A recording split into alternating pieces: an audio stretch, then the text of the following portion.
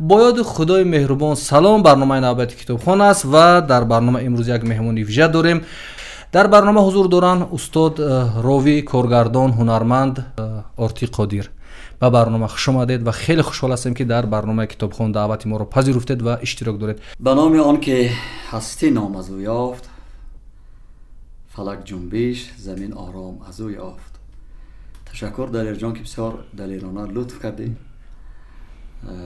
از در معرفی بنده و بسیار شکرگزار هستم که دعوت کردید و بسیار افتخار میکنم که همچنین یک برنامه را تحریزی میکنید. این سه کتاب رو با برنامه برش آورید. میخواستم اول نخست درباره این کتاب ها بگوییم که چرا محض این کتاب ها رو با برنامه آوردید و اطراف این کتاب ها صحبت کنیم و بیرمیم دنبال سوال و جواب های دیگر. دلیر جان، در همراه خود من کلیات شمس الدین محمد حافظ شیرازی را آوردم که این کتاب قریب کتاب همه روزه روی میزی من است. وقتی که خیلی من کودک بودم، حالا طفل بودم، شادروان بابا کلانم، یعنی که پدر مادرم خدا رحمتشان کند، اهل کتاب بودن و در سالهای تضییق استالینی و در غم شده بودن در قطب شمال 7 سال خیلی عذاب زندان و دوری از دیار و غربت و این چیزا را کشیدن. وقتی که در خانه حافظ میخواندن، بیدل میخواندن، میگریستن. بابا کلانم پدری مادرم. و بسیار من هم وقتا در حیرت میماندم که چرا گریه میکنن، چون به عمق این معنی میرسیدن، معنی های قرآنی و معنی های ملکوتی و آسمانی حافظ را درک میکردند، با تمام هستیشان درک میکردند و میگریستند. و من هم وقتی که جوان بودم حافظ میخواندم، به طور خود میفهمیدم حافظه. ولی امروز که سالارتر شدم، سن سالم به جای رسیده است، باز اکنون حافظ دیگرگونه میفهمم. برای من هر مورد، همون غزل هایی که در جوانی از بر کرده بودم تا اینکه باز برقرار کنم، به یاد بیارم، یعنی قریب هر روز همیشه من دیوان حافظ را ورق میزنم. خب چیز دیگر درباره همین حافظ استاد بگویم. بسیاری از محققان میگویند که وقتی هر نفری که حافظ رو میگیرد اون از تفسیر خودش دارد، یعنی آینه است که هر کس برداشت خودش دارد. نمیشد که یک غزل حافظ برای همه یک بدونیم.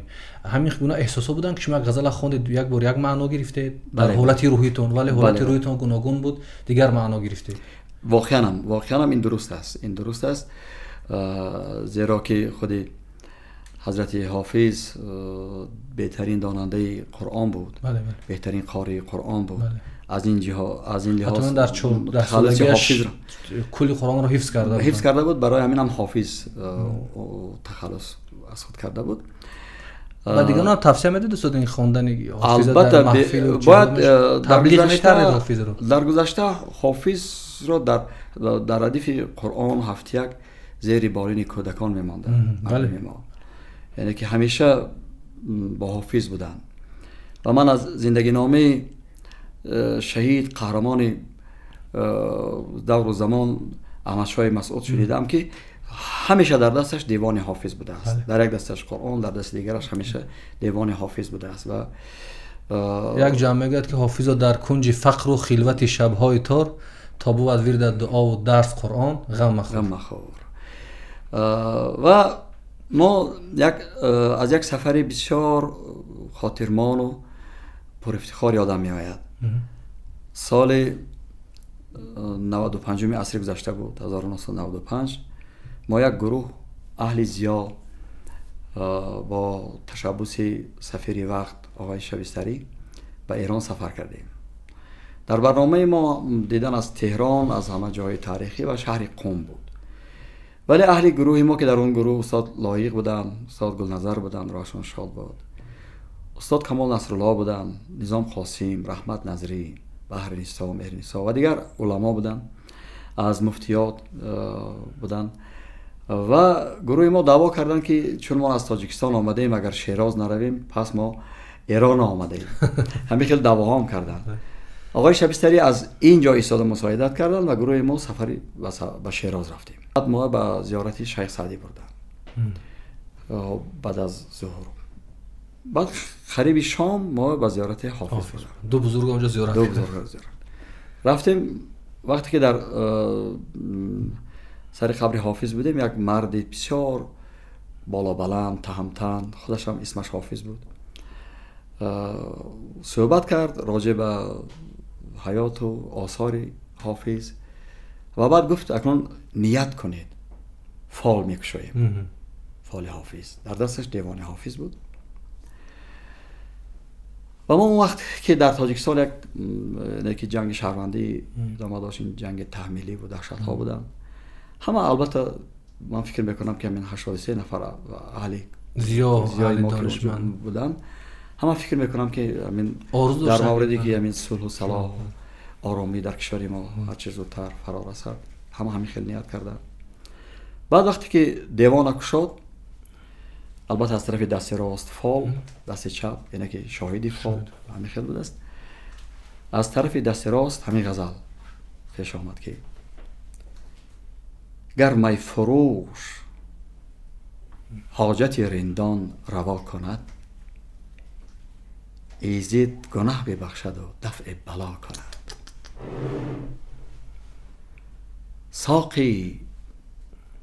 ساقی به جام عدل بده بادت تا گدا، غیرت نیاورد که جهان پرملا کند. حقا که از این غمان برسد مژده امان، گر سالک به عهد امانت وفا کند. گر رنج پیش آید و گر راحت ای حکیم، نسبت مکن به غیر که اینها خدا کند. در کارخانه‌ای که رهی عقل و فضل نیست، فهمی ضعیف رای فضولی چرا کند. در کارخانه‌ای که رهی عقل و فضل نیست، فهمی ضعیف رای فضولی چرا کند. مطرب بساز پرده که کس بی اجل نمرد، وان کنه این ترانه سرایت خطا کند. ما را که درد عشق و بلای خمار کشت، یا وصل دوست یا می صافی دوا کند. جان رفت در سری می و حافظ به عشق سوخت، عیسی دمی کجاست که احیای ما کند. عیسی دمی کجاست که احیای ما کند. بعد 2 سال نظر گفتن که نه بابا، اگر اجازه باشد ما جا به من مراجعت کردن، گفتن که یک راوی داریم اکنون از غزل‌های حافظ. و بعد من شروع کردم از زمان غزلی رسید مژده که ایام غم نخواهد ماند، چنان نماند و چنین نیز هم نخواهد ماند. سروش عالمی غیبم بشارت خوش داد، که کس همیشه گرفتار غم نخواهد ماند. من هرچه در نظر یار خاکسار شدم، رقیب نیست چنین محترم نخواهد ماند. چو پرده‌دار به شمشیر میزند همه را، کسی مقیم حریم حرم نخواهد ماند.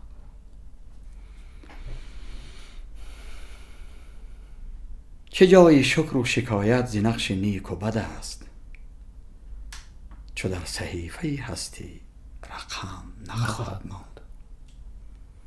سرود مجلس جمشید گفتند این بود، که جام باده بیاور که جام نخواهد ماند. غنیمت شمر شمع وصل پروانه، که این معامله تا صبح دم نخواهد ماند. که این معامله تا صبح دم نخواهد ماند. در این رواق زبرجد نوشتند بزر، که جز نکویی اهل کرم نخواهد ماند. توانگرا دل درویش خود به دست آور، که مخزن زر و گنج و درم نخواهد ماند. ز مهربانی جانان طمع مبر حافظ، ز مهربانی جانان طمع مبر حافظ، که نقش جور و نشان ستم نخواهد ماند. رسید مژدک ایام غم نخواهد ماند.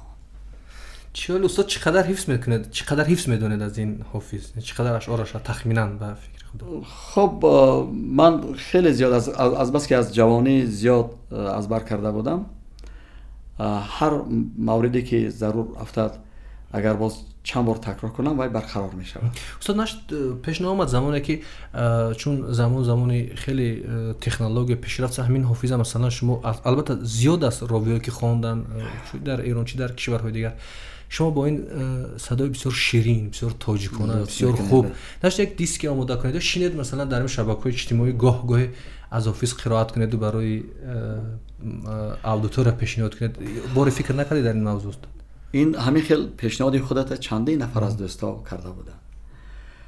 واقعا بارها گفتم که لیکن مشکل چی است استاد اینجا که چی است که همین کار کردنش چی لازم است اصلا؟ هیچ اصلا مشکلی هم نیست. بعضا خیلی همین گیر و دار زندگی و بعضا همین بگم که گرفتاری های روزگار و خب بعد کار ایجادی ما هم خیلی است که ما تئاتر یک زیاد است، چی بگم یک وجود زنده است، وجودی یعنی که ما به هم نمیتوانیم.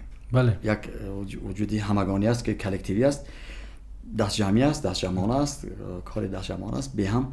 و بعد حال سفرهای هنری پیش می آیند یا که واخوری ها خیلی شکر خدا، بعد کارهای ترجمه فیلم ها. خب استاد کتاب دیگر؟ من این کتاب استاد صدرالدین عینی است. بسیار رمزی از حافظ اومدیم با استاد صدرالدین عینی. جلد 14 این کتاب نگی دسترسی همه نشده است واقعا. این کتاب خیلی نادر است. این کتابی که استاد عینی این تاریخ انقلاب فکری در بخارا نام دارد. وقتی که سال 1916 این کتاب می نویسند و اینا به چاپخانه سمرقند میبرن دستخط و دستخط در چاپخانه سمرقند گم می شود. استاد تا آخر حیاتشون افسوس میخوردن که اگر این دستخط را من پیدا میکردم این قسم پنجم یادداشت های من میشد. اینقدر اهمیت داشت، اینقدر اهمیت داشت برای استاد تا آخر حیاتشون. بعد حیاتشون همین فرزندانشون نبیرشون از پژوهشگاه دستخط های تاشکند این دستخط استاد عینی پیدا کردن و این کتاب همین فاند یا گوییم خزینه ساروس نشر کرد و من وقتی که این کتاب من دسترس شده بود متاسفانه من چند سال توجه نکردم چون بند به دیگر کارها بودم و من 1-2 سال پیش بر روسیه سفر کردم و همین کتاب همراه هم گرفتم. وقتی که از تیومن با قطاره با یکاترینبورگ می آمدم، من در تیومن شروع کردم خانه شروع کردم. من چند روز برای عیادت نبیرها رفته بودم. وقتی که من در قطاره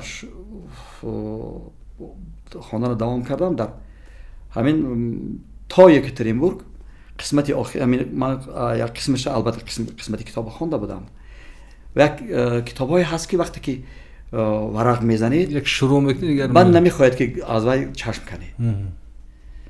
من در ردیف همین خیلی کتاب‌ها همین کتاب دریافتم چون که من یادداشت‌های استاد عینی چند بار تکرار به تکرار خواندم.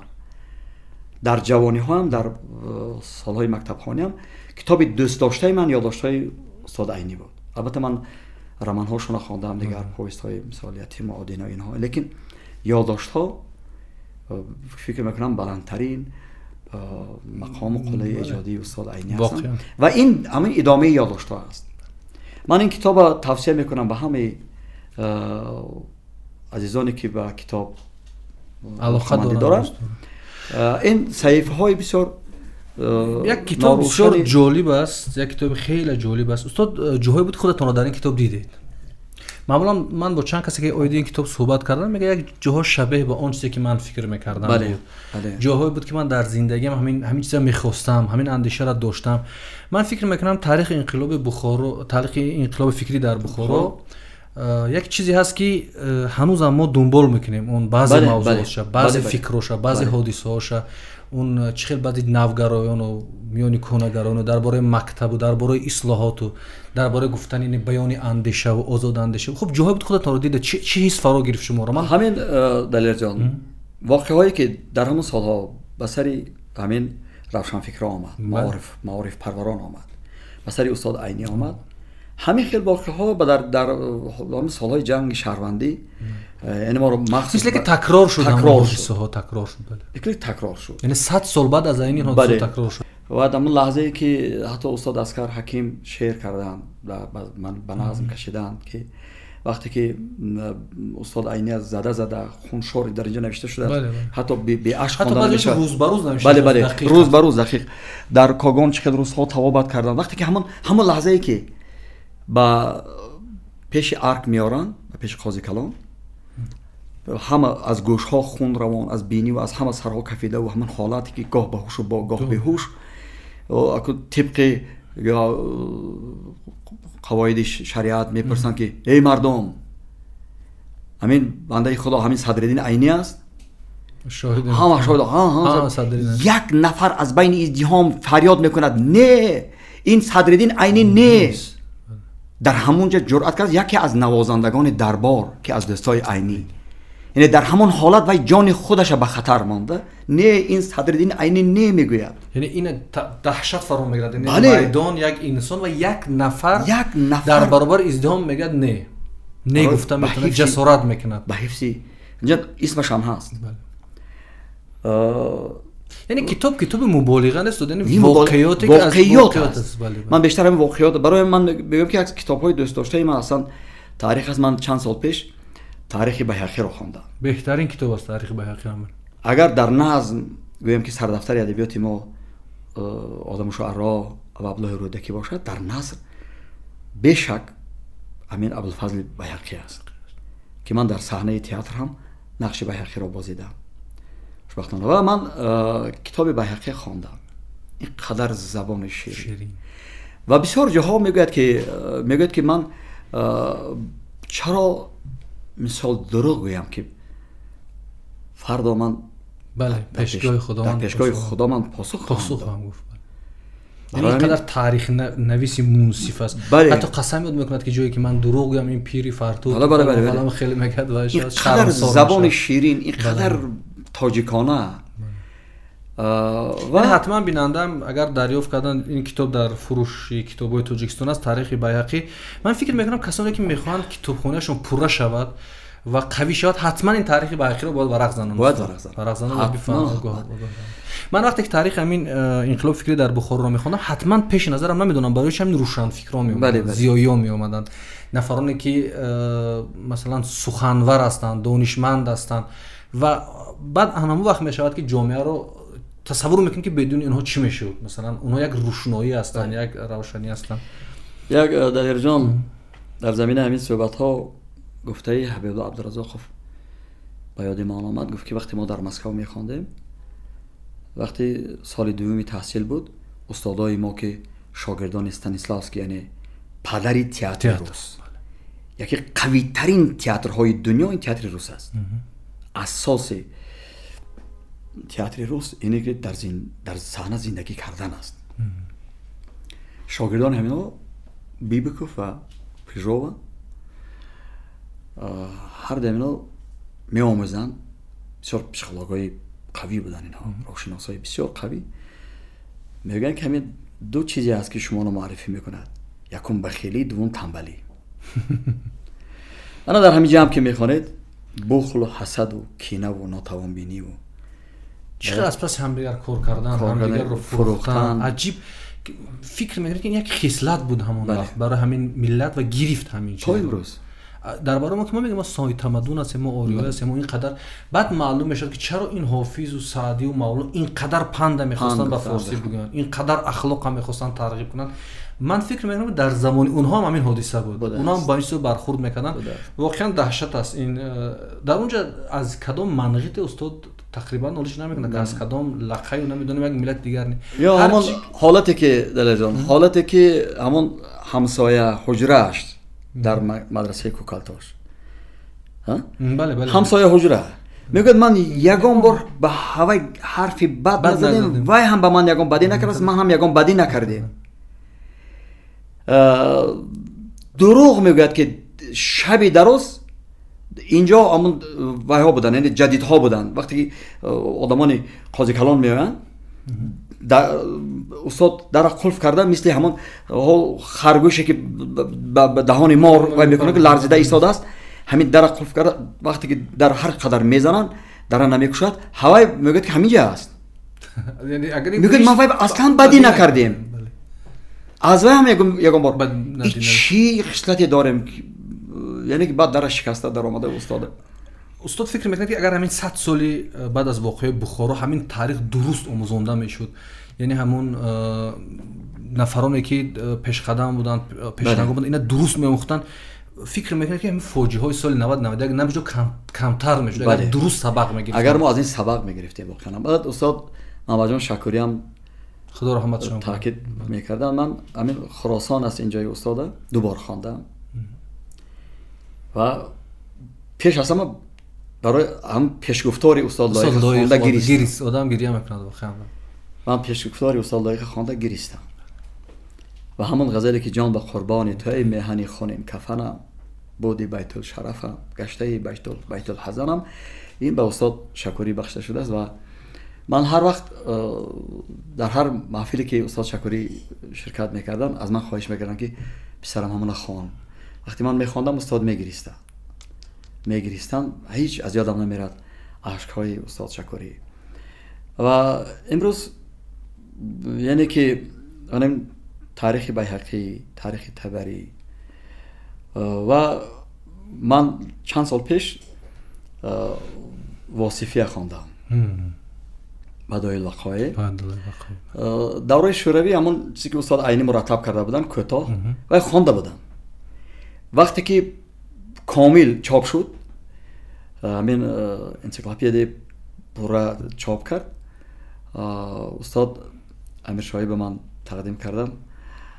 بهترین انسان است، بهترین. واقعا درود از این برنامه با استاد امیرشاهی که خیلی کارهای ماندگار کردن این اواخر. بهترین نادرترین کتاب ها را امروز در صفت بهترین چاپ میکنن. اینقدر یک خودشان کاری یک پژوهشگاه به جا میبرن. یک خودی استاد درود بهشون از این برنامه. یک خودی استاد امین نور محمد امیرشاهی کاری یک پژوهشگاه به سامان میرسانند. خوش به حالشان، آفرینش. و من همین زیندین محمودی واصفی وقتی خواندم این بدایل وقایع، خب اونجا اینقدر جالب است، اینقدر من به همون جسارت و با همین خودشناسی و افتخاری همین کمال الدین بینایی قائل شدم. وقتی که در مقابل وزیر شاه علیشیر میر علیشیر نوایی این حرفا را گفتن، جسارت میگه که از کدام شاعر میپرسن که وای خود از ترک تبار است، میگن که چگونه دریافتی آثاری و ایجاداتی وای میگه که وای بزرگی وای در این است که وای با ترکی نمیگوید با ترکی شعر نمیگوید. بزرگی شعر است با ترکی شعر نمیگوید.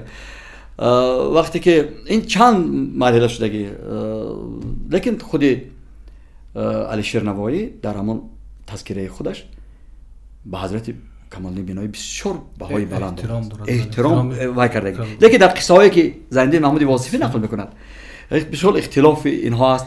مثلا در یک صحبت و در یک ضیافت خاصه به همه خلعت میتونم در بسته های هر خیل بسته بینایی خیلی بزرگتر است.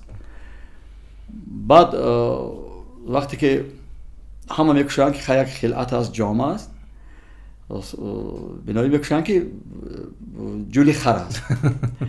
بعد خیسته جانب قبله دوبار سجده میکنن. همه میخندن، میگن این چی سجده بود؟ میگن این سجده شکرانه است که حضرت به شما مثال میگیرم همین خلعت و جامعه های مقرری دادن و من باشد جامعه خاصی خودشان توفیق کرد. چه جسارت ببینید. همین خیل یعنی بعد من امروز باز همین توفیق استاد میبینم کتاب سیوم دیگر مقدمه ابن خلدون نور محمد امیرشاهی به من توفیق کردن. من این شب روزا همین مقدمه ابن خلدون، عبدالرحمن ابن خلدون میخوانم. واقعا یک عرب با فرهنگ و تمدن ما اینقدر بهای خالصانه بی‌غرضانه و یک احترام، یک توجه خاصه کردنش، این واقعا هم افتخار است برای ما. مثلا قسمتی که برمکیان را که بنیاد و اساس دولت عباسیان را گذاشتند و عموما چی جایی است که تا عصر 18 19 در اروپاییان دیگر عالمان خود را اساسگزاران علم پدر تاریخ و مثلا پدر علم جامعه شناسی می نامیدند. وقتی که کتاب یعنی مقدمه ابن خلدون چاپ میرسد آنها خجالت میشن. بعد میگه این سرچشمه کجا بود؟ در عصر 13. یعنی بسیار ترجمه خوب است و واقعا هم کتاب خواندنی است. و از اون کتابایی که من سالهای آخر خواندم، همین پیش از رخصتی تمام کردم، کتاب یک عالم امریکایی برت گوچ، سکرت رومی، در ترجمه پروانه جمشیدوف، از انگلیسی به روسی ترجمه کردن، سکرت رومی، و بسیار راحت کردم است. یعنی اونم یک نظری نفری خارجی به رومی است. این بزرگوار ما است، ولی یک جای افتخار است که زاده وحش میداند رومی رو. همون برت گوچ زاده وحش میداند و تمام همون قدمگاه های رومی گشته است. استاد میتونیم در این برنامه بگیم که این از کم خواندن ما است که ما در همین حالا گرفتار هستیم. یعنی از کم خواندن ما است که ما نمیتونیم تحلیل درست کنیم از وضعیت، شناخت درست داشته باشیم و بهای واقعی بتیم به خودمون، به گذشتهمون، به زندگیمون. بسیارا میگن شما چرا اینقدر به تاریخ رجوع میکنید، ملت‌های دیگر پیش رفتند و فلان و بیسمدان، گپ‌ها زیاد هستند، ولی حاضر از این صحبت‌ها، از این برنامه‌ها، از این کتابات از سخن شما برمیاد که ما تو خودمون واقعا نشناسیم. میگه در همین مقدمه ابن خلدون است، میگه کسی تاریخ رو نمیداند اشتباه رو باز تکرار میکنه. بله. و محمد اقبال میگوید که چیست تاریخ ایزی خود بیگانه، داستان، قصه، افسانه، این تو را از خویشتن آگه کند، آشنای کار و مرد ره کند. بسیار دردناک است امروز حال همزبانان ما، هم ملتان ما در افغانستان همسایه. من یک سال قبل معرفی یک کتاب خلای خلیلی در کتابخانه ملی صورت گرفت، کتاب عیاری از خراسان درباره تاجیکی که حبیب الله کلکانی که 9 ماه شاهی افغانستان بود. 9 ماه حکومت کرده است. تاجیک. یک تاجیکی باز بی‌سواد. با مردانگی، با زوری، با جسارت، با حق خواهی و عدالت و با همین بهترین صفت‌های انسانی پیروز شده است.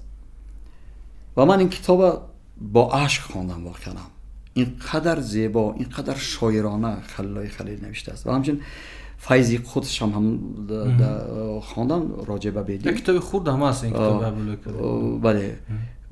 در یک روز خواندم همین عیار از خراسان و بسیار میخوام که این کتاب زیادتر نشر شود و دسترسی همگان شود. دانند که یعنی چگونه رادمردان ما داشتیم داریم و آن شیوه زندگی ویها، جوانمردی ویها امروز باید نمونه عبرتی سبق برای حرکت کردن باشد، سبق برای تجربه کردن باشد، برای پیشرفت باشد. خود زندگی نامه احمدشاه مسعود، من با آریانفر شمس‌الدین آریانفر دوست بودم، وقتی قصه میکرد با یک آقای بسم الله هم از مقربان امیر صاحب بود، قدر درباره احمدشاه قصه میکرد که واقعا هم یک شخصیتی که تا حدی همون گنرالیسیموس در عصر ما یعنی مقام داشته. یعنی اگر این سه کامیرای برنامه در اختیار شما صحبت شما رو خلاصه کنیم، البته خیلی میخوام با شما زیاد صحبت کنیم چون صحبتتون خیلی شیرین است، خیلی دلچسب است و حتما به بیننده‌های برنامه کتابخانه پسند میآید.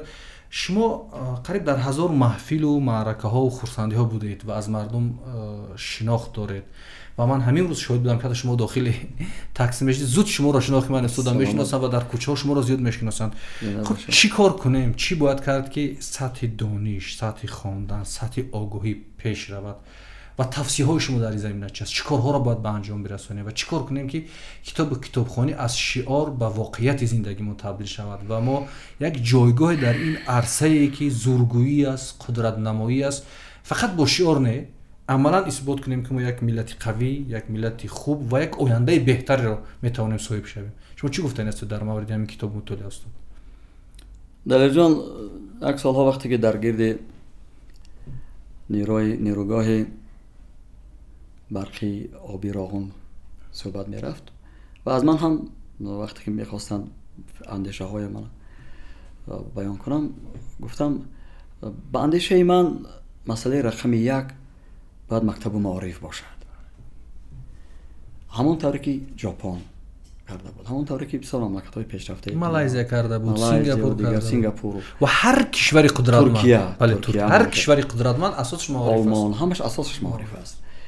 یعنی همان طوری که معلمان در دوران که ما میدانستیم در دوران شوروی از طرف مقامات احترام داشتن، احترام قائل بودن. مثلا میگیم معلمای دهات ما هم برای زمستان سوزشواریشان، هم حتی همون خوراک چارواشان تامین کرده میشد و معاش خوب میگرفتند و ذخیره میکردند و پیوسته برای تکمیل کردن دانش خودشان دانش بود، نه فکر خودشان در تعلیم و تربیه، بله در تعلیم و تربیه یعنی که اطفال بود. همین ارزش های باید حتما ما باید برقرار کنیم، نه در سخن، نه در شعار، بلکه واقعی. و من فکر میکنم که امروز وقتی که میبینم در مکتب ها معلم ها نمیرسن، مثال یک معلم ورزش خیمیا یا بیولوژی درس میده یا که یک از صنف 11 تمام کرده است ادبیات و تاریخ این چیزا درس میده. این چیزا واقعیت است ولی نمیگوییم، ما بسیار دروغ میگوییم، واقعیت وقتی نمیگوییم، همش گل گفتن که نمیشود.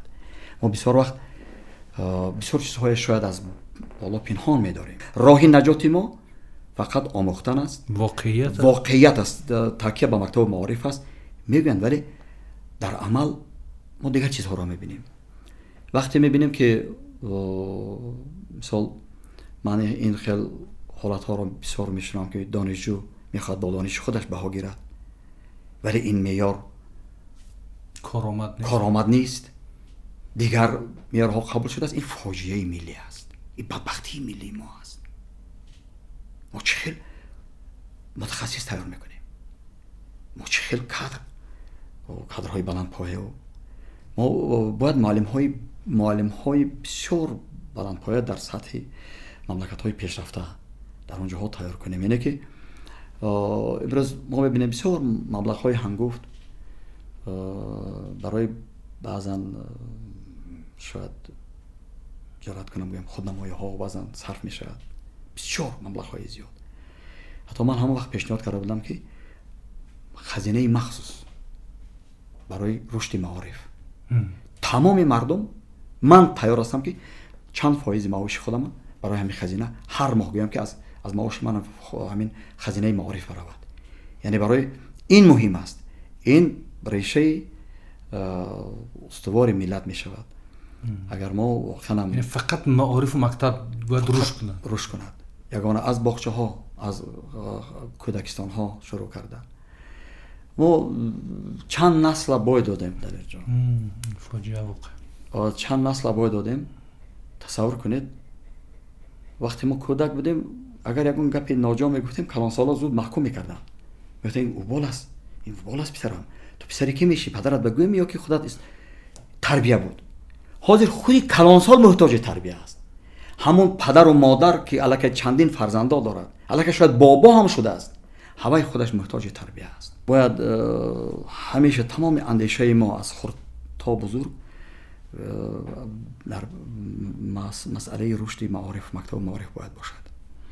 معلمان واقعی، بسیار معلمان ما دیدیم ترک کردن، رفتن، بسیار اجرات کردن. این واقعا این گپ ساده نیست. این یک واقعا یک فاجعه ملی است، فاجعه است.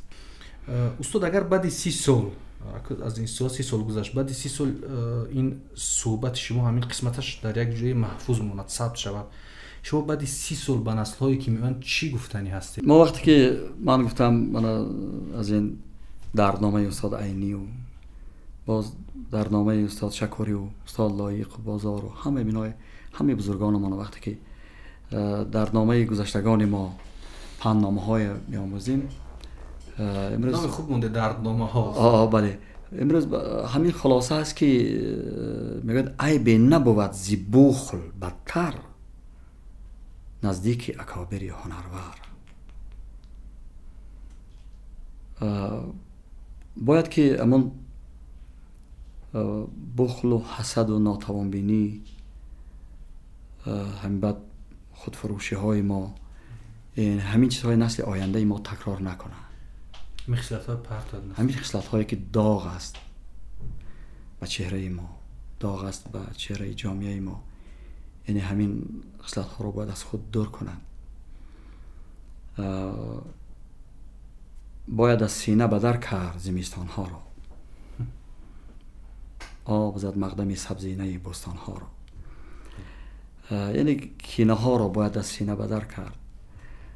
باید یعنی همون ما به همون چیزی نرسیدیم که مردم کافکاس یا مردم ساحل‌های بلتیک همون افتخار بلندی ملی دارن، خودشناسی من یا ملت‌های دو روزه که کوچمنچی بودن آنها را ما ملت کردیم.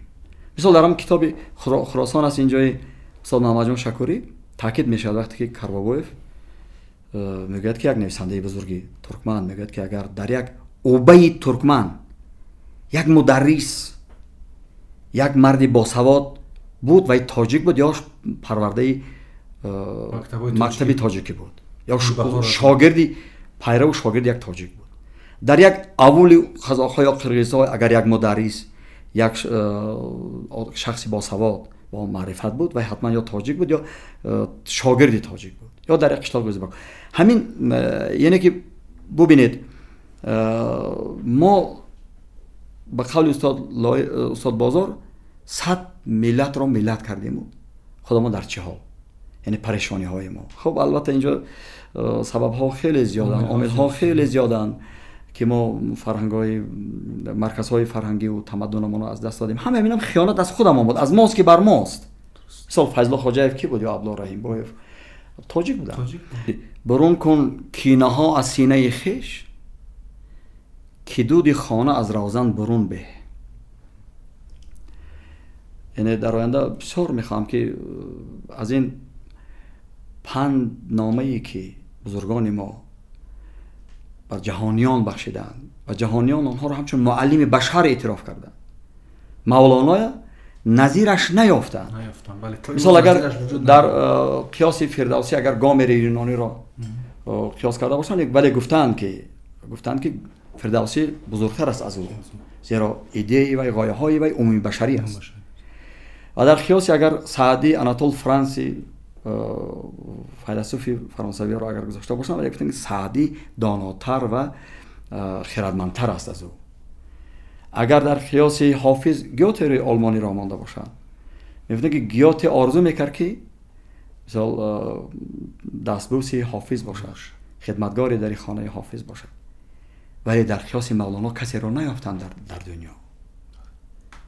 کسی را نیافتند. او بی‌نظیر است، قیاس نشونده است، او نادر است. یعنی که ما وقتی که وارثان همین تمدن بشرساز هستیم، امروز باز به همون بخل و باز هم